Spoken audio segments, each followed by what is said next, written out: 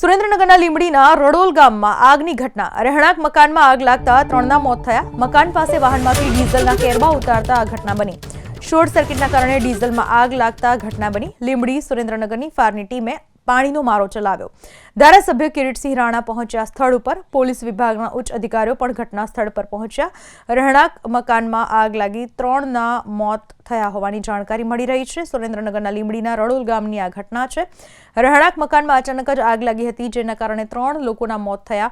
મકાન પાસે વાહનમાંથી ડીઝલના કેરબા ઉતરતા શોર્ટ સર્કિટ થઈ અને બાદમાં આગ લાગી ગઈ। જ્યારે શરૂઆતના સમાચારમાં એક ડેડ બોડી સમાચાર તક એકને વધારે અકસ્માત થવાથી આગના કારણે કંઈ એમને તકલીફ થઈ ગઈ હશે, એટલે તરત જ પ્રાંત સાહેબ, ડીવાયએસપી સાહેબ, તાલુકા પંચાયતના પ્રમુખ ગરપાલ છે, આ વિસ્તારના ડેલિગેટ પણ છે અને અમારે બધાની એક્ટિવિટીની મિટિંગ હતી પ્રાંત સાહેબ પાસે। અમે ત્યાં બેઠા હતા, તરત જ સૂચના મળી એટલે પ્રાંત સાહેબે પણ નીકળ્યા અને અમે પણ બધા સીધા રડોલ ગામે પહોંચ્યા અને ત્યારે આગ બધા ટેન્કરો મગાવ્યા હતા, એ વ્યવસ્થાપન ગામ લોકો પણ દોડીને બધા આવી ગયા। તમામ સમાજોએ આ દુર્ઘટનામાં એક ખરેખર દુઃખ વ્યક્ત કરીને બધા કામે લાગ્યા છે।